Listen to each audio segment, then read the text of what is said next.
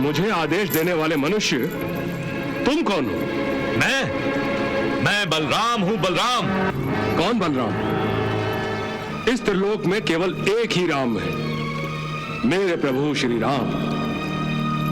ये बलराम कहां से आ गया? तुम केवल नाम के बलराम हो।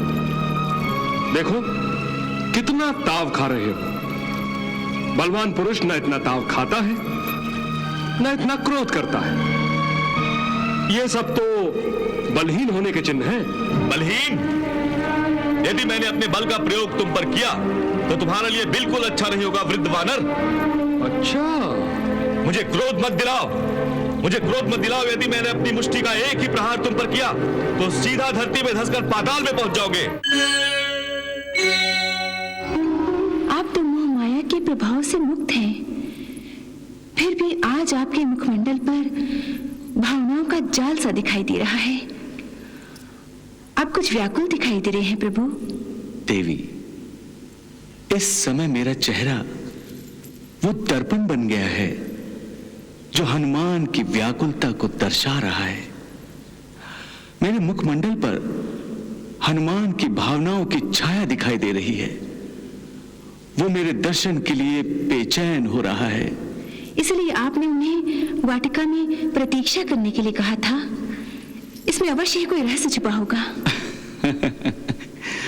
भूल गई देवी, मैंने कहा था मुझे हनुमान द्वारा मेरे अपनों का अहंकार तोड़ना है।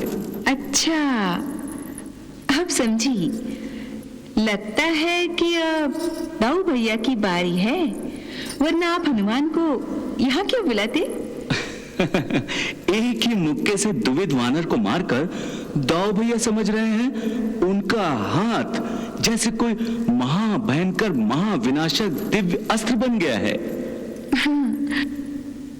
हनुमान को वाटिका तक पहुंचने तो दो, फिर पता चलेगा कि बलवान क्या होता है और बलवान होने का गुमान क्या होता है।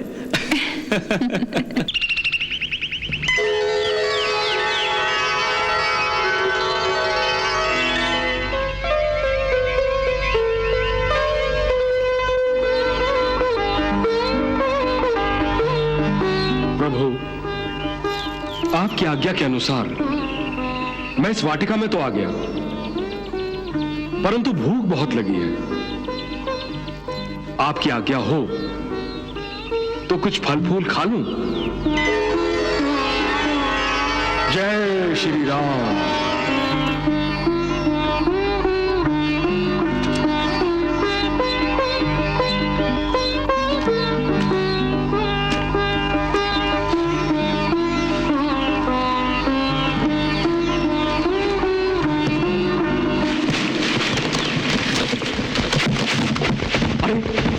वाटिका के भीतर ये आवाज कैसी? चलो चलो देखते हैं।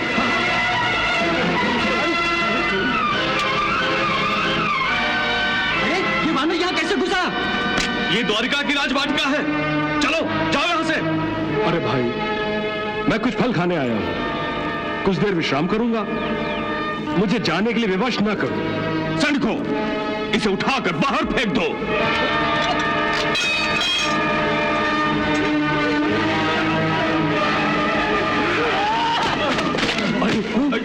ये तो कोई माया भी लगता है। सैनिकों, इसे मार मार कर बाहर फेंक दो। हाँ, चलो।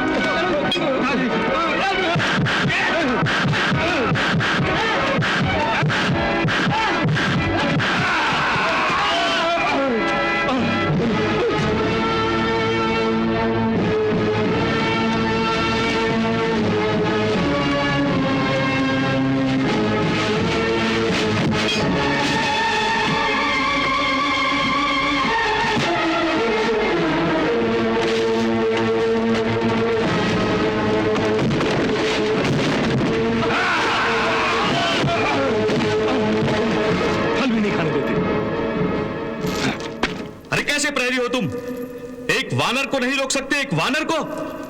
यदि वो वाटिका में घुसकर कुछ उथल पुथल कर रहा है तो उसे पकड़कर द्वारिका के बाहर छोड़ आते। वो वानर बड़ा ही बलवान है। चुप रहो, लज्जा नहीं आती तुम लोगों को? एक वानर को बलवान कहते हो? अरे तुम यादव हो, यादव। स्वयं दूध मलाई मक्खन उड़ाते हो और एक वानर को बलवान कहते हो। एक साधारण वानर यादवों को परास्त कर रहा है, लोग सुनेंगे तो हंसेंगे, हंसेंगे लोग। द्वारिका के प्रतिहारियों ने उसे पकड़ने की बहुत ही चेष्टा की, मगर वो किसी के हाथ में ही आता। उसने ऐसी उथल पुथल। चुप रहो। लगता है ये वानर द्विविध वानर की मृत्यु का बदला लेने के लिए यहां आया है। यदि ऐसा है तो द्विविध की ही भांति मेरी मुष्टि के एक ही प्रहार से वो भी नष्ट हो जाएगा।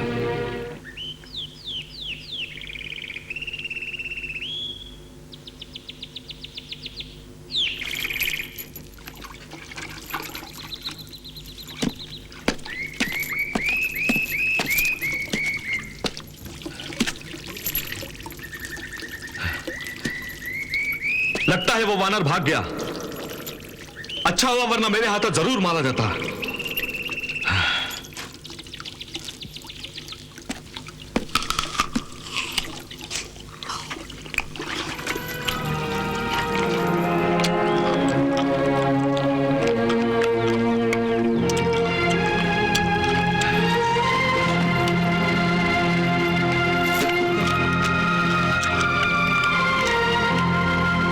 ये तो वृद्ध है।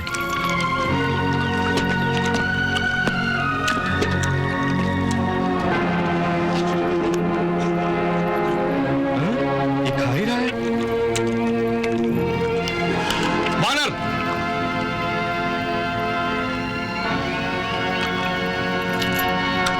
वानर, मैं तुमसे बात कर रहा हूं। तुम मेरी बात का जवाब ही नहीं देते, सिर्फ खाए जा रहे हो, बह रहे हो। मैं सुन रहा हूं और देख भी रहा हूं, लेकिन तुम्हें दिखाई नहीं दे रहा है कि मैं भोजन कर रहा हूं। तुम में इतना शिष्टाचार भी नहीं है कि जब कोई भोजन कर रहा हो तो उसे चैन से खाना खाने देना चाहिए। वानर, भूख लगी है क्या? भूखे प्राणी को अधिक क्रोध आता है। यदि ऐसी बात है तो लो, तुम भी खा लो। मैं यहां भोजन करने नहीं, तुम्हें यहां से चले जाने का आदेश देने आया हूं। इस वाटिका की तुमने जो दशा की है उसके लिए मैं तुम्हें अवश्य दंड देता, परंतु तुम वृद्ध हो, इसलिए मैं तुम्हें क्षमा कर रहा हूं। जाओ, चले जाओ यहां से। मुझे आदेश देने वाले मनुष्य तुम कौन हो? मैं बलराम हूं, बलराम। बलराम? हाँ। कौन बलराम? इस त्रिलोक में केवल एक ही राम है, मेरे प्रभु श्री राम। ये बलराम कहां से आ गया? तुम केवल नाम के बलराम हो। देखो कितना ताव खा रहे हो। बलवान पुरुष न इतना ताव खाता है न इतना क्रोध करता है। ये सब तो बलहीन होने के चिन्ह हैं। बलहीन? यदि मैंने अपने बल का प्रयोग तुम पर किया तो तुम्हारे लिए बिल्कुल अच्छा नहीं होगा, वृद्ध वानर। अच्छा, मुझे क्रोध मत दिलाओ, मुझे क्रोध मत दिलाओ। यदि मैंने अपनी मुष्टि का एक ही प्रहार तुम पर किया तो सीधा धरती में धंसकर पाताल में पहुंच जाओगे। राम राम राम। लगता है आजकल ये रोग सभी को लग गया है, महामारी की भांति फैल गया है। जिसको देखो वो इसी रोग से पीड़ित है। तुम अपने आप को बलराम कह रहे हो, परंतु मुझे तो तुम भी इसी रोग के रोगी लग रहे हो। रोगी? और मैं? किस रोग की बात कर रहे हो तुम? वही अहंकार का रोग। चींटी के पर निकल आते हैं तो वो समझती है कि पूरे वायुमंडल पर उसी का राज हो गया है। हे वृद्ध वानर, तुम मेरा उपहास कर रहे हो। अब मैं तुम्हें नहीं छोड़ूंगा। युद्ध के लिए तैयार हो जाओ, उठाओ अपनी गदा। श्री राम, जय श्री राम।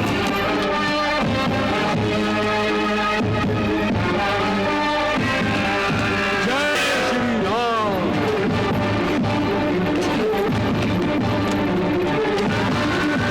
जय श्री राम। जय श्री राम।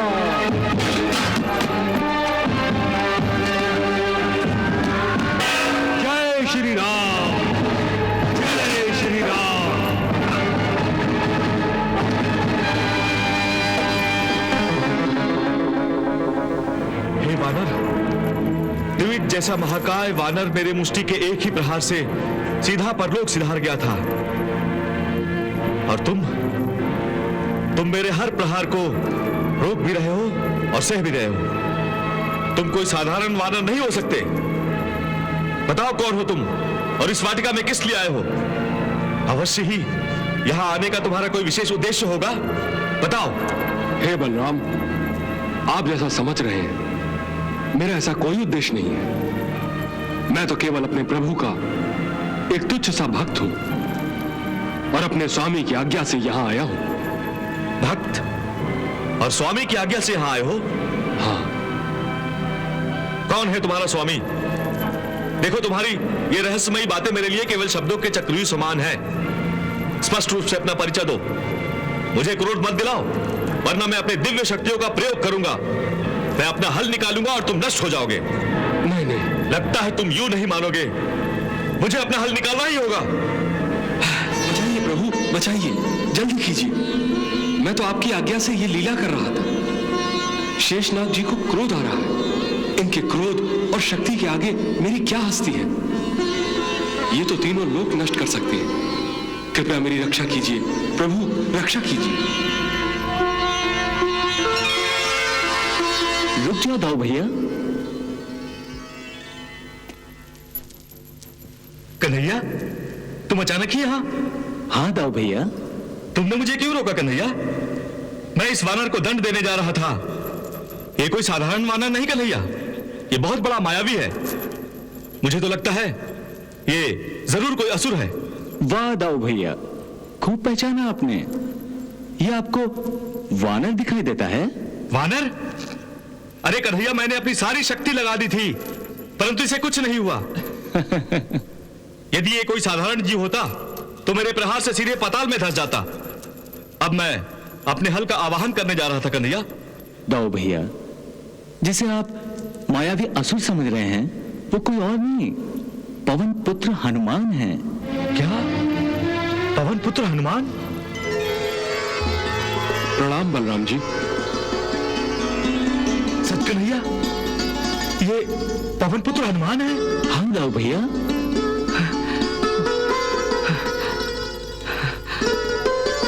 प्रणाम हनुमान जी। प्रणाम बलराम जी।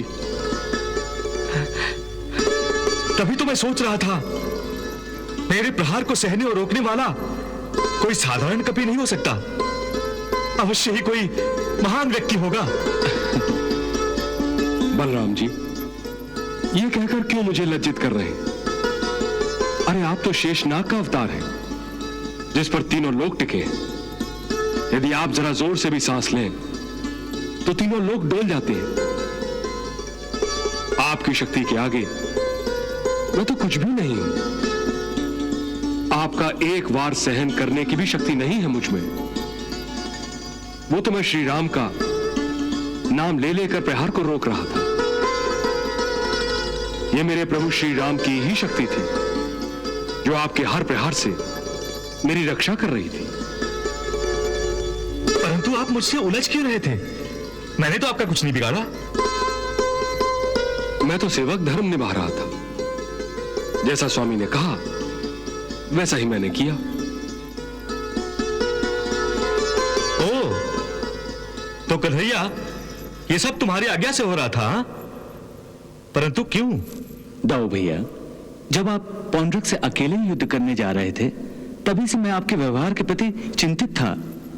और जब आपने महाकाय द्विविद वानर को अपनी मुष्टि के एक ही प्रहार से परलोक सिधारा था, मैं देख रहा था कि मेरी माया ने आपके मन पर पर्दा डालकर आपको मोहित कर दिया था और माया आपके हृदय में अहंकार के बीज बो रही थी।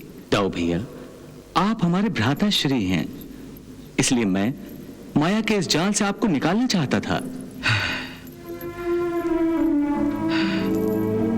मैं समझ रहा हूं कन्हैया। हनुमान जी से युद्ध करते हुए ही मुझे इस माया के भ्रम का आभास हो गया था। परंतु कन्हैया, इसके लिए स्वयं हनुमान जी को कष्ट उठाना पड़ा। यह ठीक नहीं हुआ। बलराम जी, ये क्या कह रहे हैं आप? मुझे अपने स्वामी की सेवा करने का अवसर मिल गया। परंतु अपने आप पर अत्याचार करते हुए मुझे घमंडी और अहंकारी होने का नाटक करना पड़ा। यदि उस समय अनजाने में मुझसे कोई भूल चूक हुई हो, आपका अपमान हुआ हो, तो मुझे क्षमा कर दीजिए। नहीं नहीं हनुमान जी, ये क्या कह रहे हैं आप? क्षमा तो मुझे मांगनी चाहिए। अनजाने में न जाने मैंने आपको क्या क्या कहा, इस अपमान के लिए मुझे क्षमा कर दीजिए। भक्तों को मान अपमान की चिंता कहां होती है, और फिर दास से क्षमा नहीं मांगी जाती। मैं तो आप तीनों का दास हूं। यह मेरा सौभाग्य है कि त्रेता युग के बाद आज मैं पहली बार आप तीनों को एक साथ अपने सामने देख रहा हूं। स्वामी, मुझे पता है आपने अपना वचन और मेरी अभिलाषा पूरी करने के लिए ही मुझे द्वारका में बुलाया है। प्रभु, इस समय आप तीनों यहां हैं। मेरी विनती है कि आप तीनों मुझे त्रेता युग के अपने अवतारी रूप में दर्शन देकर अनुग्रहित कीजिए।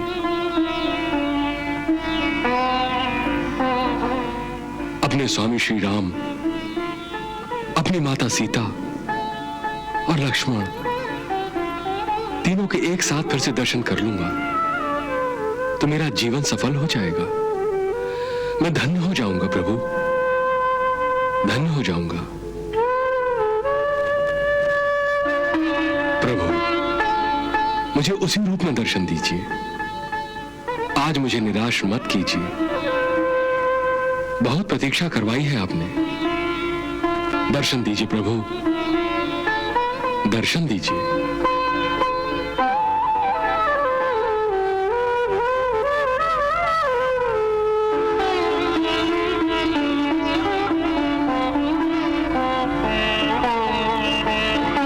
तथास्तु।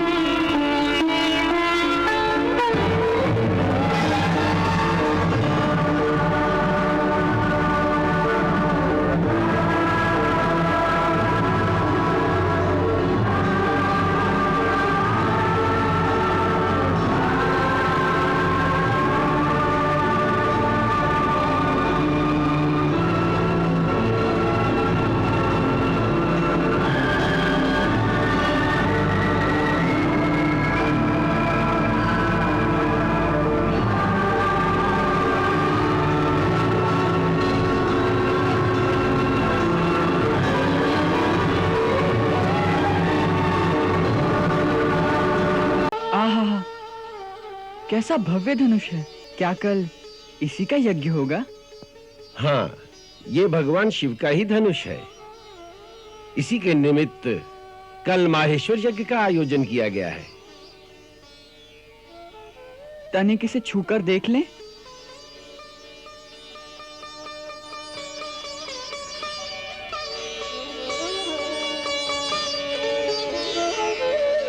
तनिक इसे उठाकर देखें। बालक, इसे उठाना कोई खेल नहीं। आज संसार में कोई ऐसा नहीं जो इसे उठाकर इस पर प्रत्यंचा चढ़ा सके। यदि आप आज्ञा दें तो मैं इसे उठाकर दिखा सकता हूँ। अच्छा, प्रयास करो।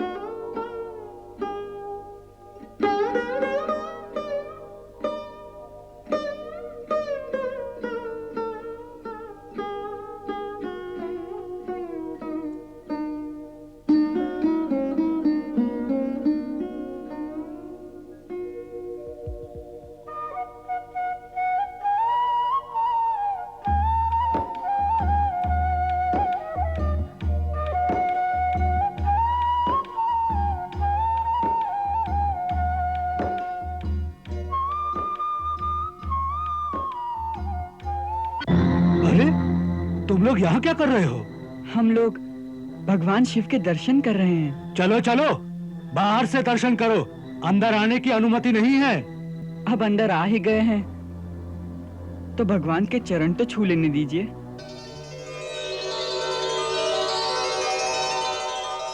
अब आप ही कहिए ना पंडित जी, हम भी शिव जी के परम भक्त हैं। अब आ गए हैं तो प्रणाम कर लेने दो। जी महाराज।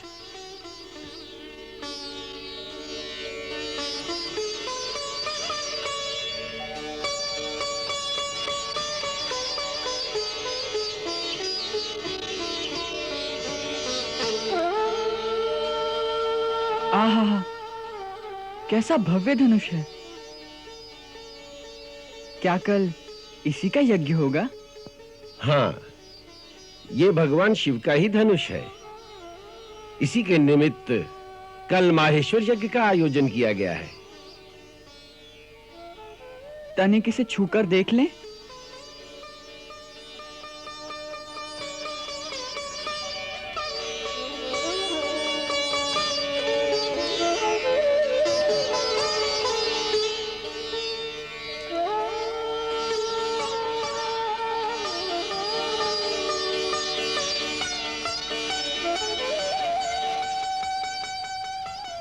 तनिक इसे उठाकर देखें। इसे उठाओगे तुम? चेष्टा करता हूं। बालक, इसे उठाना कोई खेल नहीं। आज संसार में कोई ऐसा नहीं जो इसे उठाकर इस पर प्रत्यंचा चढ़ा सके। यदि आप आज्ञा दें तो मैं इसे उठाकर दिखा सकता हूं। अच्छा, प्रयास करो। ये बालक शिव धनुष उठाएगा।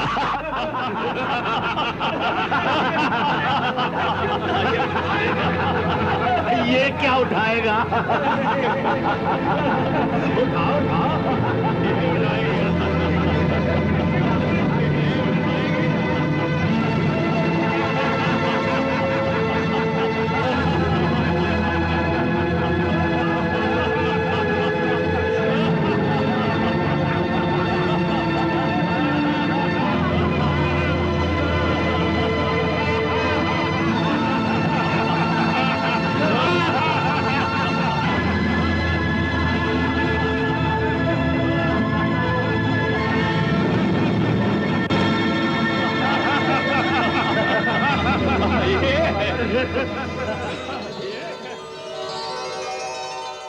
आज्ञा है प्रभु।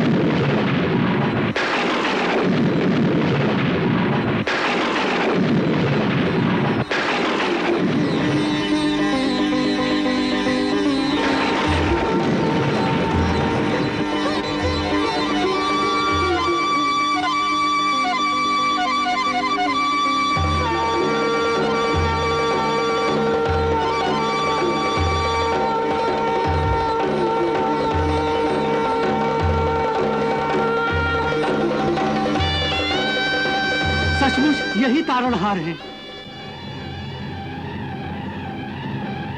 पकड़ लो इन दोनों को, भाग न जाए। सिपाहियों, पकड़ लो इनको।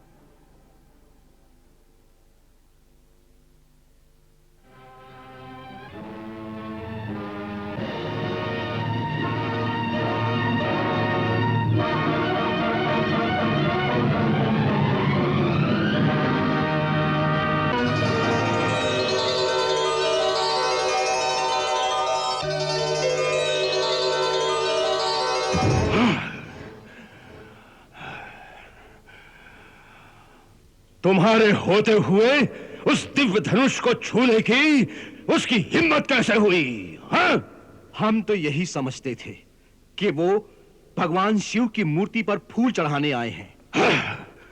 कोई ये सोच भी नहीं सकता था कि जिस धनुष को 10 व्यक्ति मिलकर भी बड़ी कठिनाई से उठाते हैं, उसे वो सुकुमार बालक खेल खेल में उठाकर तोड़ देगा। सुकुमार बालक? हाँ? सुकुमार बालक, वही सुकुमार बालक हमारा परम शत्रु है। क्या ये तुम नहीं जानते? हाँ? और यदि उसने पूजा में रखे हुए उस महान धनुष का इस प्रकार अपमान किया, तो तुम लोगों ने उसे जीवित कैसे छोड़ दिया?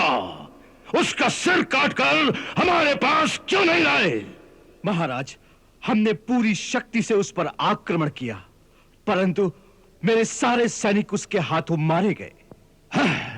और तुम अपने प्राण बचाकर कायरों की तरह भाग आए। हाँ? तुम भी अपने सैनिकों के साथ क्यों नहीं मर गए? इस अपराध का एक ही दंड है, और वो है मृत्युदंड।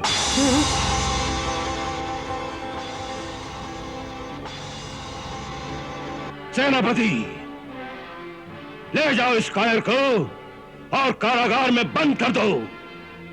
कल नगर चौक में सारी जनता के सामने इसे मृत्यु दंड दिया जाएगा। ले जाओ।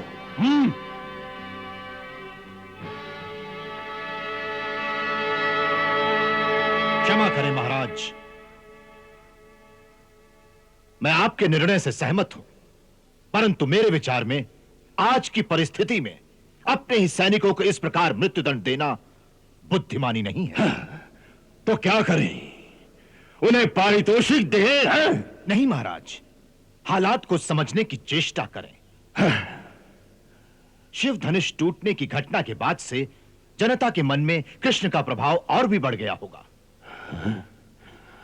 अब कहीं ऐसा ना हो कि हमारे ही सैनिकों को इस प्रकार कठोर दंड देने के कारण हमारी सेना के कुछ लोग जाकर शत्रु से मिल जाएं। आप ये मत भूलिए कि शत्रु इस समय आपके नगर में विद्यमान है। यदि सेना का एक हिस्सा उसके साथ हो गया तो बहुत बड़ा संकट खड़ा हो सकता है।